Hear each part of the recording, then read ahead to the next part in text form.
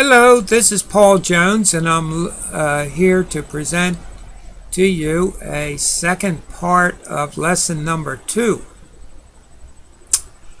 We have been talking about the mouse and how to use the mouse, a piece of hardware that sits on the desk, and be able to select different programs to open and be able to move around on the computer. Well, in this portion, I'm going to be talking to you about the qualities of what is on the desktop. Now, what the desktop is a graphical design, and what we have is a presentation of different elements to help you get to working with your computer. The first thing I want to talk to you about on here is what is called wallpaper. Wallpaper is the background design that is found on the presentation of your monitor, and this background is only seen on what is called the desktop. It is not found anywhere else. And it can be changed by clicking on an open source of the desktop. Be able to look at this with a right click and select personalization on the bottom of the list and be able to see a design like this. In the middle of your presentation here, there is a selection of different wallpapers that is able to be displayed. There are other elements on this page that we will be getting into at a later date, but all I want you to realize that here is a selection of different wallpapers that you can scroll down from the sidebar on the right side there and be able to see different designs that are presented for you. And in Windows 7, as you can see, with each grouping there are different displays that can be added and be able to rotate through on a regular basis. I will deal with much more on this later on. Now on the left side, you see something that is also available on every desktop. They are called icons. Icons represents a number of different types of shortcuts, as well as things that might be stored on the desktop itself. Take notice that most items on here has an arrow on the lower corner, which means it is a shortcut to something that is stored somewhere else. It is not stored on the desktop at all, but it gains access to a number of programs or directories, and also there can be a shortcut to different files that is stored on your computer. Each one of these are designed with a arrow that will make you go to that location and be able to open these different elements on your computer. Now when you make also there's one more thing, that it says HBG weather there in almost the center of the screen there, up a little bit. Well, this is a shortcut on the desktop that will take me on the web when I am connected to the web itself, and I will get that page for Harrisburg weather. That is also a shortcut. When you make a selection on there, you will see the design of many different ones, but when you make a selection, you want to select what is called the icon of that representation. Do not click on the words on the bottom, because it will open up that item to be able to change the name. And what you want to do is double click with the left button of your mouse, or whatever the button is for your primary button, to be able to open anything from the desktop. Now, one more thing is that there is a folder here on my desktop with a conduit on the bottom. It signifies that it is a shortcut for something that is on my network. It is not on my computer, but is stored somewhere else on my network and have access with any one of my computers I have connected. So there is a little bit of difference there on that icon. A double click will open that folder. Now on the bottom is what is called the task bar. Windows 7 is a little bit different than what XP used to be, but is very relevant. Although these programs on here and shortcuts down here are not open, they can be open with a single click on the taskbar. These are also shortcuts, and they are available from any program that you have open on your computer. Take notice the E has kind of a reflection there of more than one, whereas the other icons are kind of flat. So that indicates that there is more than one window open in that icon that says E on the taskbar. These are called a quick access. In Windows XP, this was a small division there, but with Windows 7, it makes use of the entire taskbar on the bottom.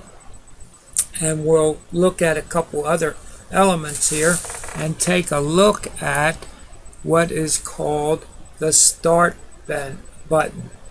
When you left click or click with your primary button on here, you will get a display that it might be looking very much like this. On the left side is a list of programs that I have previously opened, and also be able to open any one of these. What I'm looking at on the right is of this bar is some basic links, and when you look at the middle there on the right column, there is an item called computer. It is what used to be in XP as my computer, and will give you access to select any drive that you have on your computer that is active.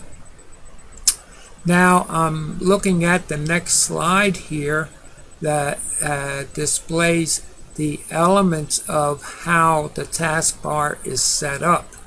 To get to this, you will right click and bring up a menu, and click on with the left button to select properties.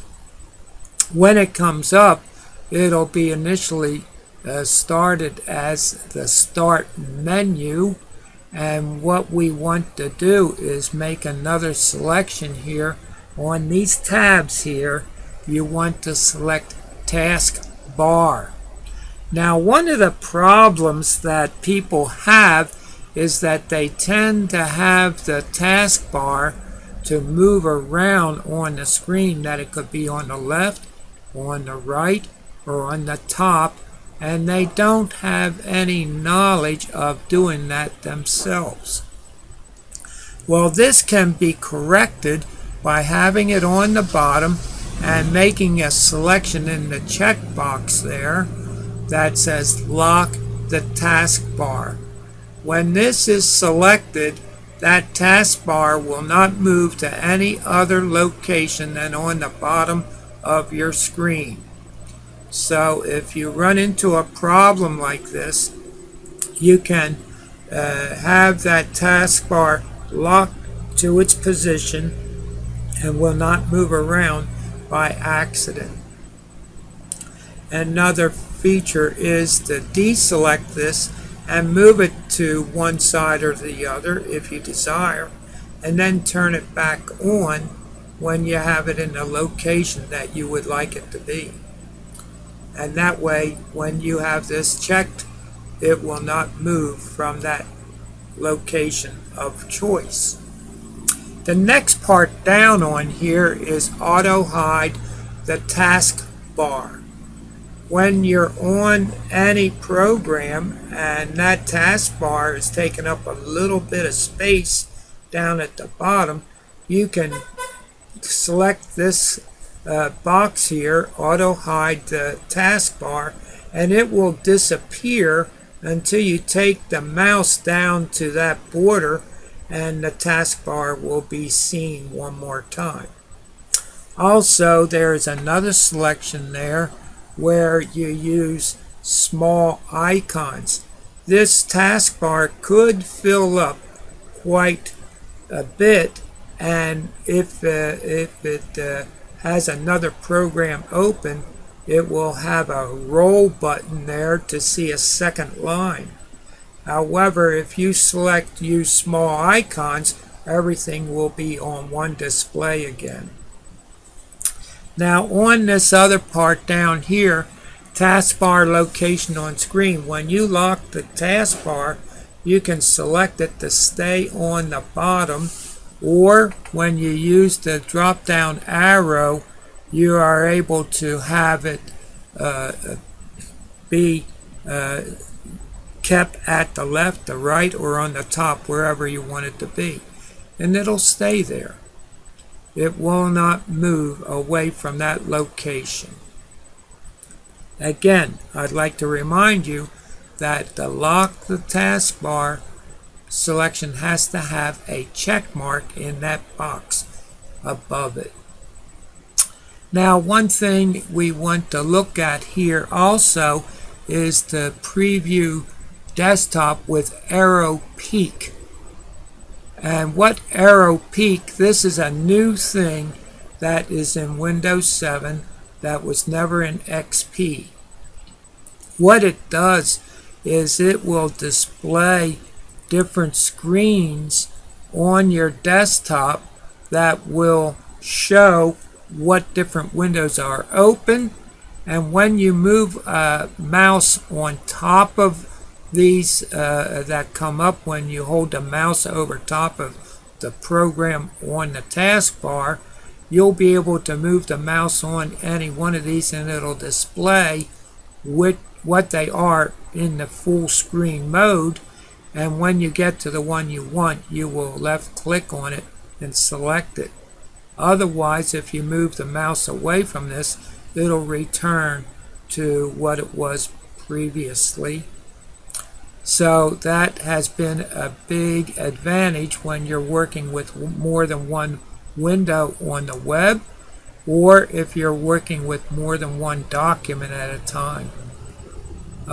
Also, what we're looking at here is that it is going to make things easier to move around, and how not every problem is listed on this taskbar on the bottom. However, any program can be added to the taskbar like that, and with a single click be able to have full access to a program, to open it and be able to use it from any location. To add a program to the bottom, you can go to the desktop and right click on any program, and take notice that on that menu that comes up there is Pin to Taskbar. When something is added to the taskbar and you right click on it again, it will say remove from taskbar. So it's a very logical thing. If it's already pinned to the taskbar, you have an option to remove it from the taskbar the same way. Now also there is another option there to pin to the start menu, and when you pin something to the start menu, every time you turn on your computer, that program will start. And if you do that, then you have a much quicker operation to make it smoother to be back to work. However, not many people uses that pin to start menu, because the more things you pin to the start menu, the longer it takes to boot up or get started with your computer. More on this later on. I would like to direct your attention to the right side of the taskbar now, and you'll find on there a very indiscreet box on the far edge that indicates that when you have different programs open and you want quick access to the desktop, you will move to that far right and click with your left button, the primary button, and it will take you to the desktop. Next, I'd like to direct your attention to the time and date. Some computers will have the date displayed there along with the time, or it will just have the time. In either case, if you hold your mouse over top of this, it will give you both the local time and also along with the date. To change the date and time, you will right click on the taskbar, and there is a selection on there that will allow you to select adjust date and time. Once you left click on that selection, you will be presented with this page where the clock is ticking away. The date is set to whatever date it might be. It might not be correct, just like the time might not be correct. So one thing you want to realize first of all before you make any changes is to check out what it is on the display to change the time zone. Take notice on the top there are different tabs going across: date and time, additional clocks, and internet time. Now what I want you to direct yourself to is to look at the change the time zone first. And where we are in a certain time zone across the country, for us here in Pennsylvania, it will be minus 5:05 Eastern Time for US and Canada. To make any changes, if it's not that, you'll have a drop down arrow to the left of this, right there, and be able to click on any time around the world.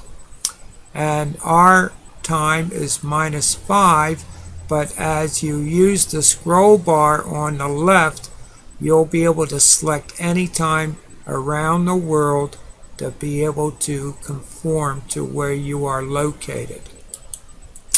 Once you make this location adjustment, you'll say also there's a checkbox there, automatically adjust clock for daylight savings time. And not every area is using daylight savings time, but in Pennsylvania we are using it, so that checkbox would be selected. Once you make your selection, you'll say OK, click on OK, will always store the changes. Now also notify me when the clock changes is a good idea so that you're aware that this system is working properly. To change the day and date, you'll be able to go in and make those fine adjustments for the date and time on this place. Okay, now in Windows 7 you're able to have more than one time zone being displayed on your clock, and there is a tab there on the top that says additional clocks. Well, I do call people in the Pacific time zone from time to time, and you can have up to 2 other time zones on display. You'll have the present time zone as well as up to 2 other clocks on display for different time zones, and that will apply to what is going on around the world, not just in the United States.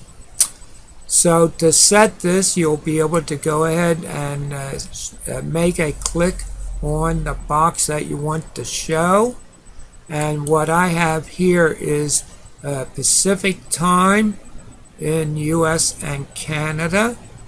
And I also say OK on that one. This way, when I click with the left button on my mouse on the day and date on the bottom, I will see both clocks on display. What is current and what is in the west coast of our country. When I had the settings there, instead of saying clock 2, I can say Pacific there, or whatever I want to call it.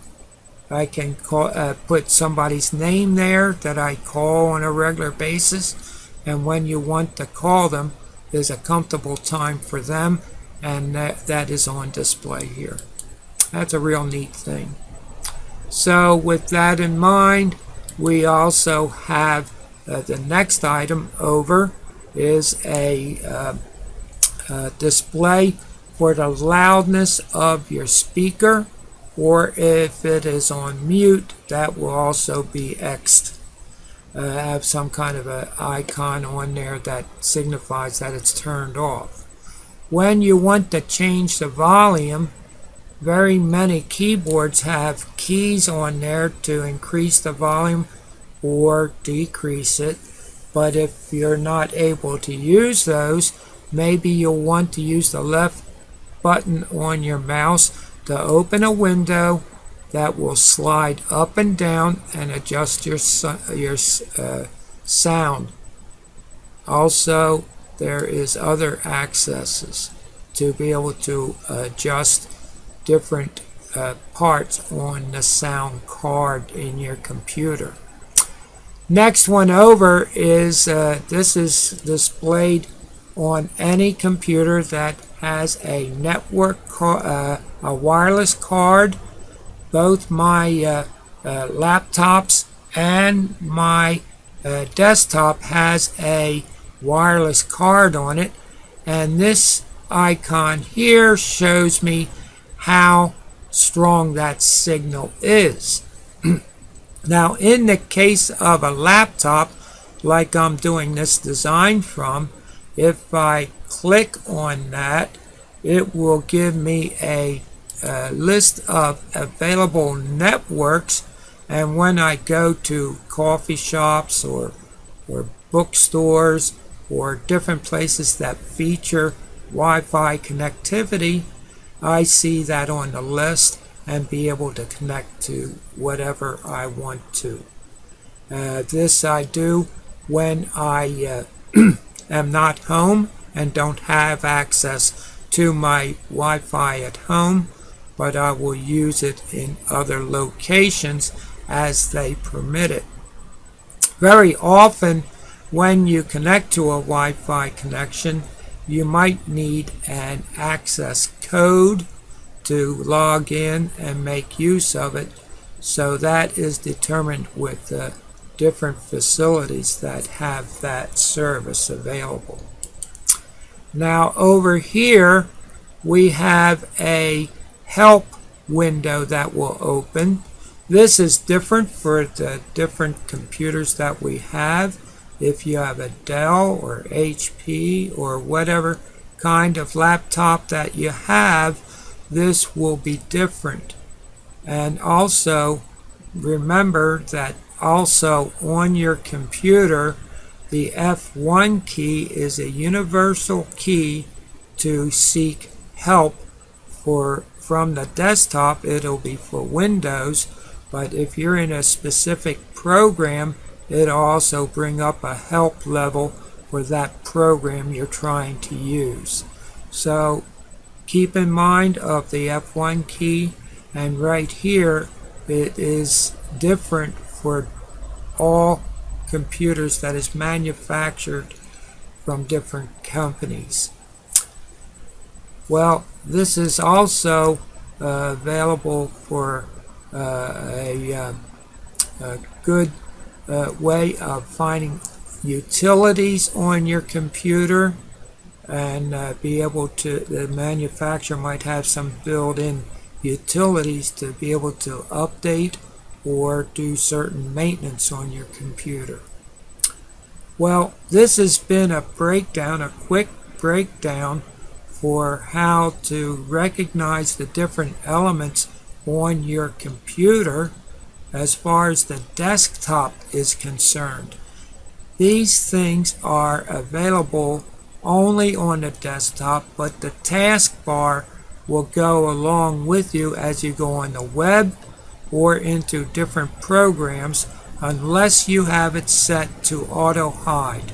If it's on the auto hide function, all you have to do is bring your mouse down to the lower border or the side borders, wherever you have your taskbar established, and be able to have it reappear for you.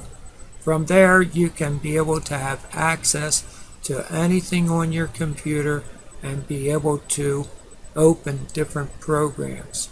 One more thing I want to offer as well is that as far as starting different programs, there is a key on the keyboard that looks like it has a window, and on my computer it is the third button on the bottom row of my keyboard that comes in. That's the third button in that has the appearance of a window, and it'll bring up the start menu on your computer and be able to open programs that is not on the taskbar from that location.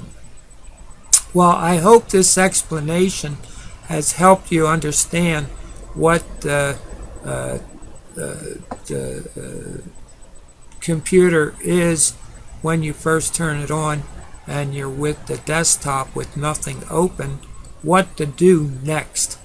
And there's a whole lot of functions in there to be able to learn about operating your computer and getting the most out of it.